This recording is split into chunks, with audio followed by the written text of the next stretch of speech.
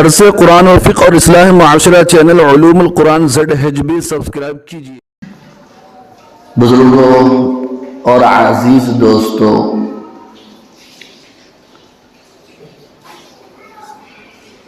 آج آپ حضرات کے سامنے تحفظ ناموس رسالت اور گستاخان رسول کا انجام بیان کرنے کا ارادہ ہے۔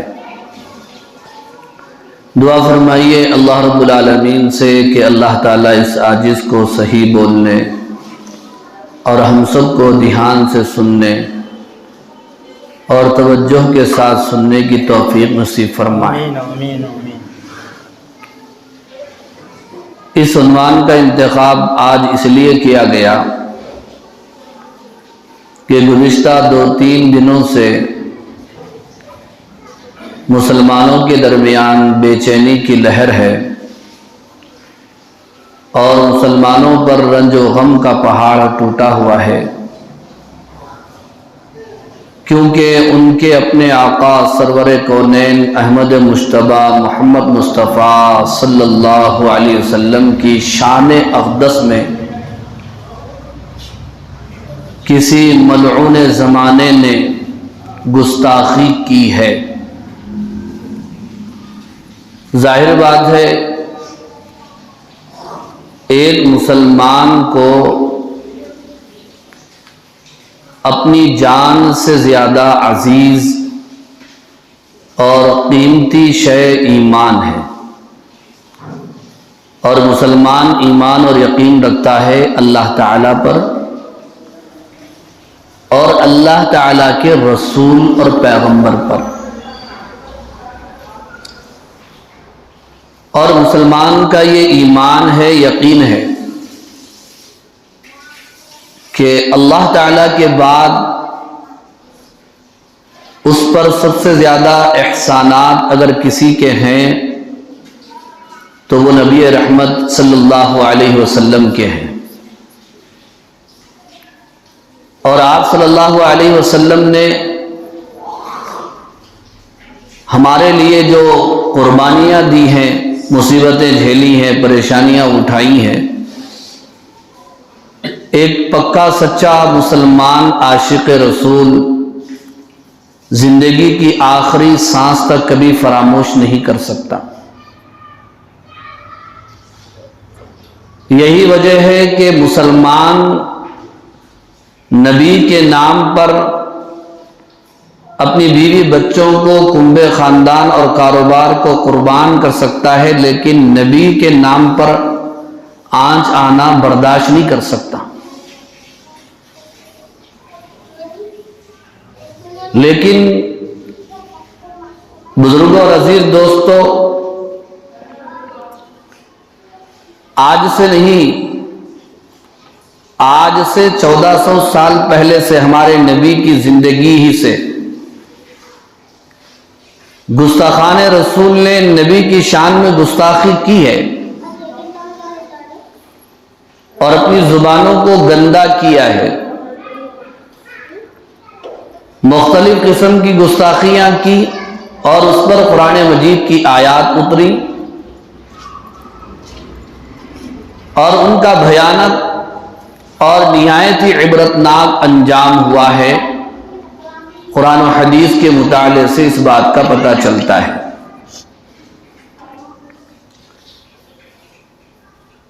اس وقت ہندوستان جیسے ملک میں ہم زیادہ تو بول نہیں سکتے، لیکن وہی بولیں گے جو ہمارے نبی کی شان کے مطابق ہو، اور مسلمانوں کے حق میں جو بات مفید ہو وہی بات میں کہنے کی کوشش کروں گا، کیونکہ اس وقت ضرورت اس بات کی ہے کہ جب نبی کی شان میں کسی نے گستاخی کی ہے تو ایسی صورت میں ایک مسلمان کو کیا رد عمل کرنا چاہیے، اسلام کی، شریعت کی، قرآن و حدیث کی رہنمائی اور ہدایت کیا ہے وہ بتانا ضروری ہے۔ بغیر رہنمائی کے، بغیر ہدایت کے اگر کوئی عمل کرے گا تو ظاہر بات ہے اس کا عمل غلط ہو سکتا ہے، گمراہ ہو سکتا ہے۔ شریعت میں، قرآن و حدیث میں یہ بات طے ہے کہ جو بھی نبی کی شان میں گستاخی کرے گا وہ مرتد ہے۔ مسلمان ہے، گستاخی کی تو مرتد ہے، اور اگر کوئی کافر ہے تو وہ بھی مرتد ہے۔ شریعت کا حکم تو یہی ہے کہ وہ واجب القتل ہے، لیکن کسی گستاخ رسول کو اسلام میں قتل کرنے کا حکم جو ہے اس کی تفصیلات ہے، وہ تفصیلات بھی معلوم کرنے کی ضرورت ہے۔ آگے پیچھے کا بھی معلوم کر کے عمل کرنا، آگے کا بھی نہیں معلوم کرے، پیچھے کا بھی نہیں دیکھے، بیچ کا لے لیے، معاملہ گڑبڑ ہو جاتا۔ جیسے قرآن مجید کی آیت ہے یا ایھا الذین آمنوا لا تقربوا الصلاۃ وانتم سکارى، اے ایمان والو تم نماز کے قریب مت جاؤ۔ اب میں یہاں پہ رک گیا، پیچھے کا آگے کا نہیں دیکھا تو پھر عصر کی نماز سے سب کی چھٹی، کیونکہ آیت تو پڑھی گئی ہے، مگر آگے اللہ یہ بیان فرماتے ہیں وَأَنْتُمْ سُكَارَى، نشے کی حالت میں نماز کے قریب مت جاؤ۔ تو آگے اور پیچھے کی بات جب معلوم ہو تو پھر آدمی صحیح ڈگر پر چل سکتا ہے، اور یہی بات آج امت کو بتانے کی ضرورت ہے،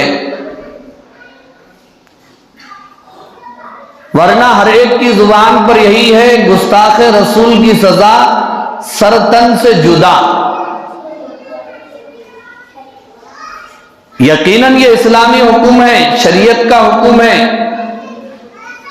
شریعت کا جو حکم ہے یہاں تک ہے کہ اگر کسی نے نبی کی شان میں گستاخی کی اور اس کے بعد اس نے توبہ بھی کی، اللہ کے یہاں اس کی توبہ قبول ہو یا نہ ہو اللہ ہی بہتر جانتے ہیں، لیکن دنیا میں تو اس کی سزا وہی ہے، قتل۔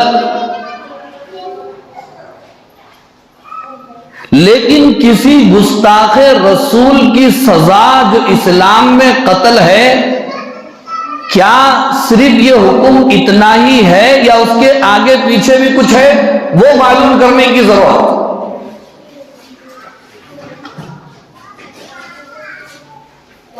دیکھیے کسی بھی اسلامی حد کو، اسلامی قانون کو نافذ کرنے کے لیے سب سے پہلی ضرورت ہے گواہوں کی۔ گواہ کے ذریعے اس کی گستاخی ثابت ہو جائے، اس کی بدکاری ثابت ہو جائے، اس کا زنا ثابت ہو جائے، اس کی چوری ثابت ہو جائے، اس کا جھوٹا ہونا ثابت ہو جائے، تو یقیناً وہ مجرم ہے۔ پھر نفاذ حد کے لیے، قانون کو پاس کرنے کے لیے، قانون پر عمل کرنے کے لیے اسلامی قاضی کا ہونا ضروری ہے، اور اسلامی قاضی کے ہونے کے لیے اسلامی حکومت ہونا ضروری ہے۔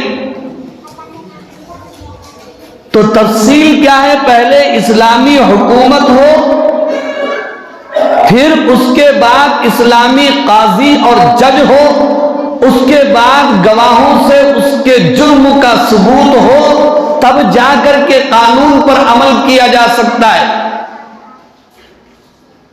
کوئی بھی اٹھ کر قانون کو اپنے ہاتھ میں نہیں لے سکتا۔ اگر کوئی ایسا قدم اٹھا رہا ہے تو وہ خود شریعت کے خلاف قدم اٹھا رہا ہے، کوئی عالم ایسا، کوئی مفتی ایسا فتویٰ نہیں دیتا۔ شرعی اسلامی حکومت لازم اور ضروری ضروری ہے حدود کے نفاذ کے لیے، قانون پر عمل کرنے کے لیے۔ تو ظاہر بات ہے کہ جب اسلامی حکومت نہیں ہے، اسلامی قاضی نہیں ہے، اسلامی عدالتیں نہیں ہے، تو آپ اس پر عمل بھی کیسے کر سکتے ہیں؟ تو پھر کیا کرنا چاہیے؟ پھر ہمیں کیا کرنا چاہیے؟ اس سلسلے میں قرآن و حدیث کی ہدایات کیا ہے، میں اسی پر روشنی ڈالنا چاہتا ہوں۔ پہلی بات تو ہم دنیا کو یہ بتا دینا چاہتے ہیں کہ دنیا میں کوئی بھی آدمی ہو، چاہے وہ خاص آدمی ہو، چاہے وہ عام آدمی ہو، چاہے وہ شہری ہو، چاہے وہ دیہاتی ہو، چاہے وہ تعلیم یافتہ ہو، چاہے وہ ان پڑھ ہو، چاہے وہ کالا ہو، چاہے وہ گورا ہو، چاہے وہ امیر ہو، چاہے وہ غریب ہو، چاہے وہ بدصورت ہو، چاہے وہ خوبصورت ہو، اسلام کی نظر میں سب کا احترام لازم ہے اور ضروری ہے۔ اسلام ہر ایک کا احترام کا حکم دیتا ہے، کسی کی گستاخی اسلام کے اندر جائز نہیں، کسی کی توہین، کسی کی تحقیر، کسی کی پگڑی اچھالنا، کسی پر کیچڑ اچھالنا اسلام کے اندر جائز نہیں ہے، حرام ہے۔ المسلم من سلم المسلمون من لسانه ويده، مسلمان وہ ہیں جس کی زبان سے، جس کے ہاتھ سے دوسرے لوگ محفوظ ہوں، بخاری شریف کی روایت۔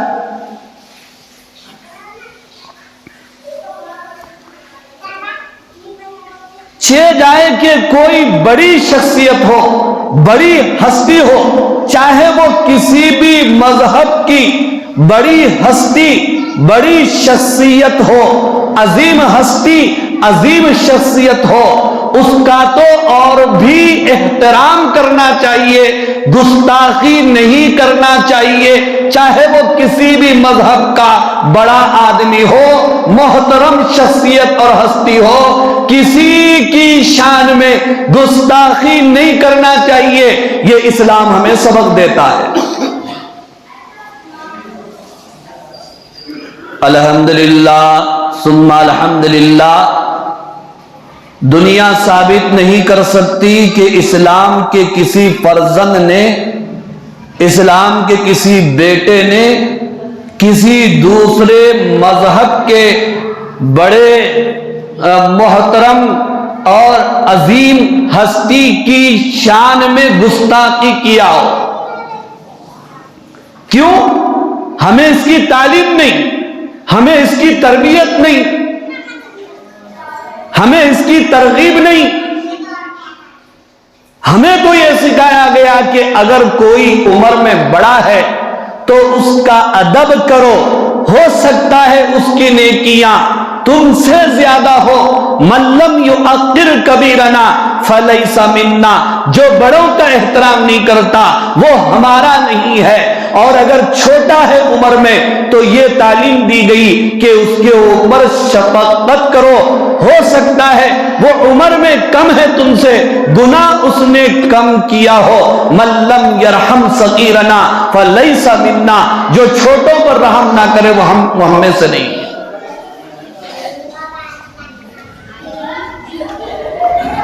بزرگوں اور میرے عزیز دوستوں، اس وقت میں نے آپ کے سامنے اپنے ایک مختصر سے خطبے میں قرآن مجید کی ایک بہت بڑی معروف و مشہور سورت سورۃ اللہب کی تلاوت کی ہے۔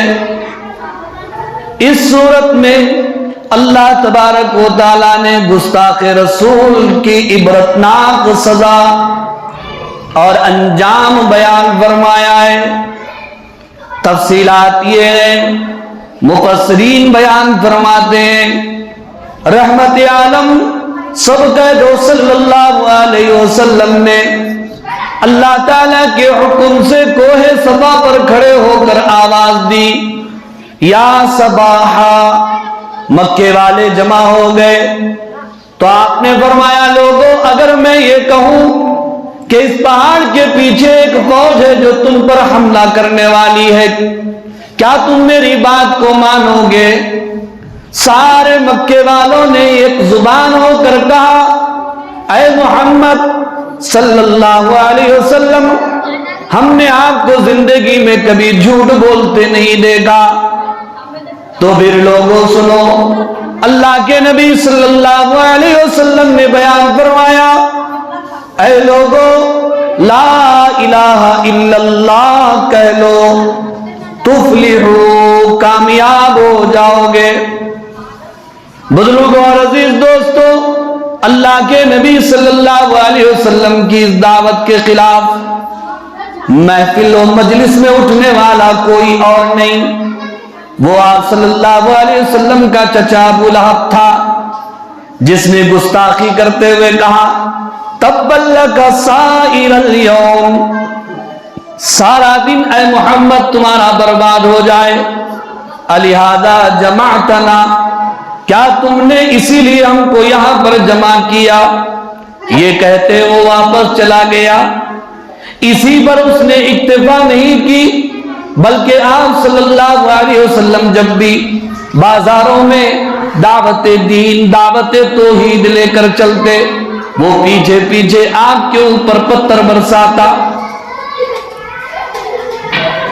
بزرگوں اور عزیز دوستوں، آپ صلی اللہ علیہ وسلم کی عداوت اور دشمنی میں اس نے اتنی حد کر دی، آپ صلی اللہ علیہ وسلم نے اعلان اسلام سے پہلے، اعلان نبوت سے پہلے اپنی دو بیٹیوں کا نکاح ابو لہب کے دونوں بیٹوں سے کیا تھا۔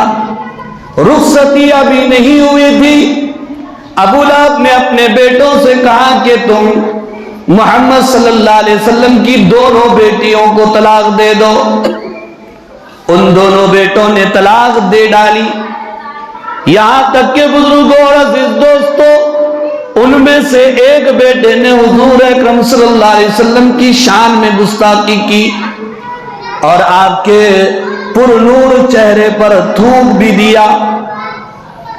نبی رحمت صلی اللہ علیہ وسلم نے دعا مانگی، اللہم سلط علیہ کلبا من کلابک، اے اللہ اس کے اوپر اپنے کتوں میں سے ایک کتا مسلط فرما۔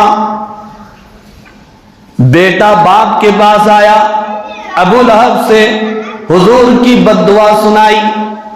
ابو لہب دیکھیے کہتا ہے، بیٹا اگر یہ جملہ محمد کی زبان سے نکلا صلی اللہ علیہ وسلم، پھر تو بچ نہیں سکتا، تیری حفاظت لازمی اور ضروری ہے۔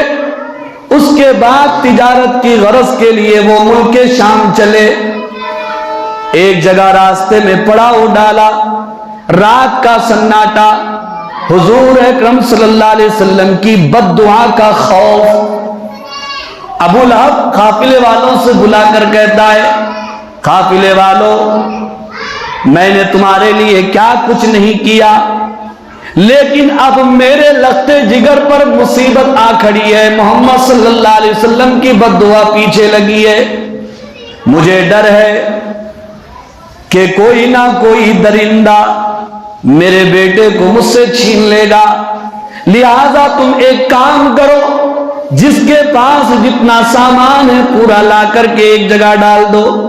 قافلے والوں نے سامان لا کر ڈال دیا اور ایک اونچی جگہ بن گئی، اس کے اوپر ایک بستر بچھایا گیا، ابو لہب کے بیٹے کو سلایا گیا۔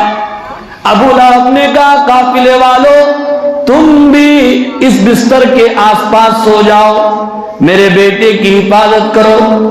بزرگوں اور عزیز دوستوں، دیکھیے گستاخ رسول کا انجام کیا ہوتا ہے۔ رات کے اندھیرے میں ایک درندہ شیر آیا، جتنے لوگ وہاں پر سو رہے تھے سب کے چہروں کے پاس آ کر گھور گھور کر دیکھنے لگا اور ان کو سونگنے لگا، لیکن اس کا جو شکار تھا اس میں سے کوئی نہیں تھا۔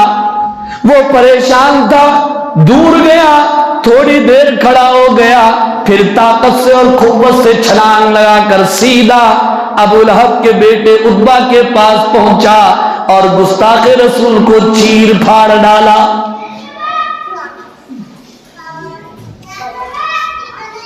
دیکھا آپ نے گستاخ رسول کا انجام کیا ہوتا ہے۔ آج ہمارے نبی کی شان میں کسی نے گستاخی کی ہے، ہم اسے اللہ کے حوالے کرتے ہیں۔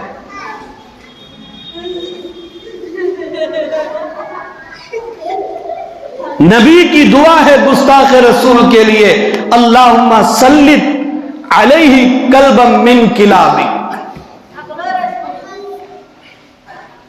خود ابو لہب کا انجام کیا ہوا؟ تاریخ اٹھائیے، تاریخ اسلامی آپ پڑھ لیجئے، ابو لہب گستاخ رسول کا انجام کیا ہوا؟ آخری عمر ہے، وہ طاعون میں ایک وبا میں پھنس گیا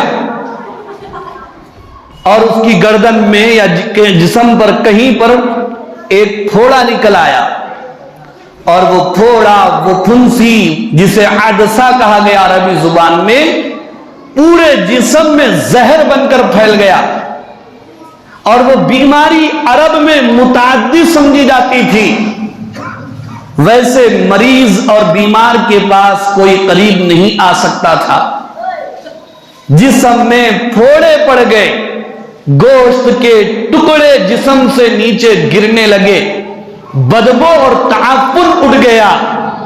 خود ابو لہب کے بیٹوں نے ابو لہب کو گھر سے نکال کر باہر ڈال دیا، اور وہ تڑپ تڑپ کر مر گیا، بے گور و کفن۔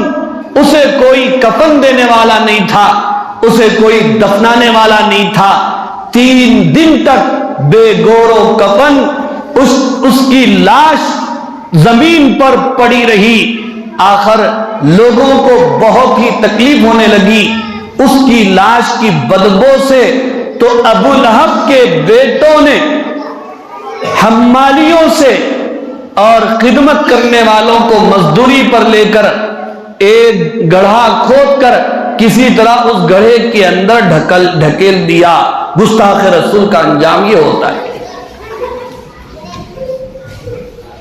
اب آئیے، ابو لہب کی بیوی ام جمیلہ، نام تو ام جمیلہ تھا جس کے معنی خوبصورت کے آتے ہیں، لیکن اس کا دل بھی ابو لہب سے کم بدصورت نہیں تھا۔ وہ تھی تو بڑے مالدار گھرانے کی، لیکن بڑی بخیل اور کنجوس تھی۔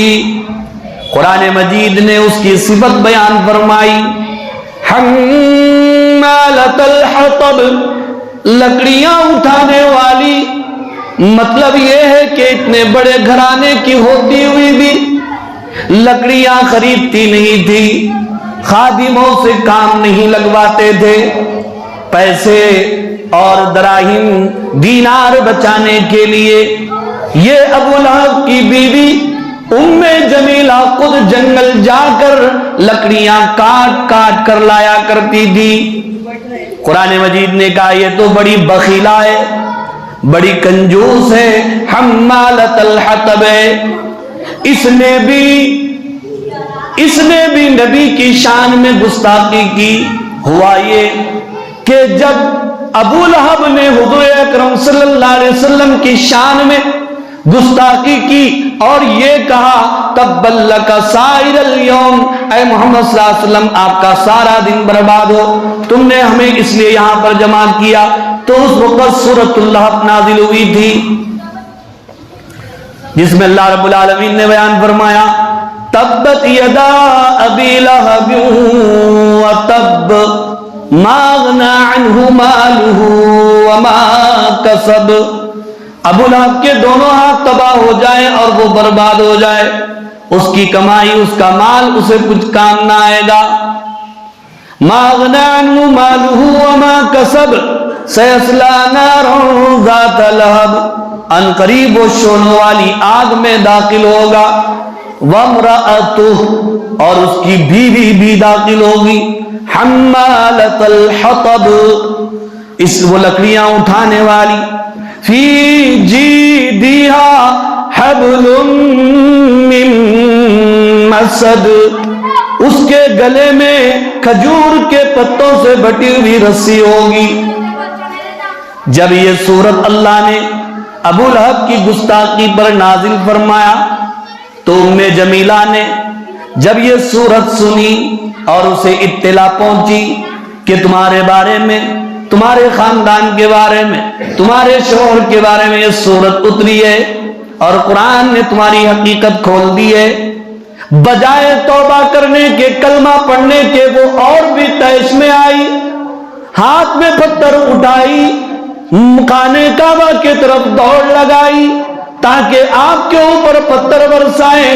حضرت ابو بکر رضی اللہ تعالیٰ عنہ نے فرمایا اللہ کے رسول ام جمیلہ آ رہی ہے، وہ آپ کے اوپر پتھر مارنے کے لیے، آپ تھوڑا سا چھپ جائیے۔ بزرگوں اور عزیز دوستوں، وہاں پر میرے نبی کا معجزہ ظاہر ہوا۔ اللہ کے نبی نے فرمایا ابو بکر تم مت گھبراؤ، اسے آتی ہے تو آنے دو، لیکن وہ مجھے دیکھ نہ سکے گی۔ ام جمیلہ گئی اور آپ صلی اللہ علیہ وسلم کو تلاش کرنے لگی، جبکہ آپ وہیں پر کھڑے تھے، اسے نظر ہی نہیں پڑی۔ اس نے بھی یہ گستاخی کی ہے، آگے بد زبانی کرتے ہوئے، بد کلامی کرتے ہوئے نکل گئی۔ جو انجام ابو لہب کا ہوا، جو انجام اس کے بیٹے کا ہوا، وہی انجام ابو لہب کی بیوی ام جمیلہ کا بھی ہوا۔ وہ ایک مرتبہ جنگل گئی، لکڑیاں کاٹ کر لا رہی تھی، سر پر لکڑیوں کا گھٹا تھا، وہ سنبھل نہ سکا، نیچے گر گیا، رسی بھی ساتھ میں تھی، لکڑیوں کا گٹھا نیچے، وہ رسی اس کے گلے میں پھنس گئی اور وہیں پر اس نے دم توڑ دیا۔ فی جیدہا حبل من مسد، اس کے گلے میں کھجور کے پتوں کی بٹی ہوئی رسی ہے۔ اب ایسے میں جب ہمارے نبی کی شان میں گستاخی کی جائے تو سب سے پہلا کام ہمیں کیا کرنا ہے؟ اب ہم یہ دیکھ رہے ہیں کہ جیسے ہی میڈیا کا دور ہے، جنگل کی آگ کی طرح خبر ادھر کی ادھر پہنچ رہی ہے، بغیر سوچے سمجھے، بغیر منصوبے کے آگے سڑکوں پر، آگے روڈوں کے اوپر، دل میں جو آیا وہ بیان ہم نے دے دیا۔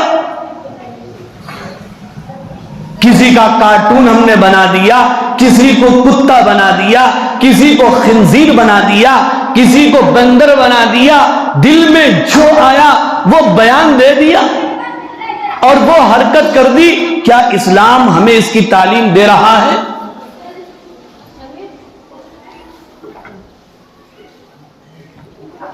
جو کام سامنے والے نے کیا وہی کام اگر ہم بھی کر رہے ہیں، دونوں ایک ہی حمام کے ننگے ہو جائیں گے، ایک ہی سب کے برابر ہو جائیں گے۔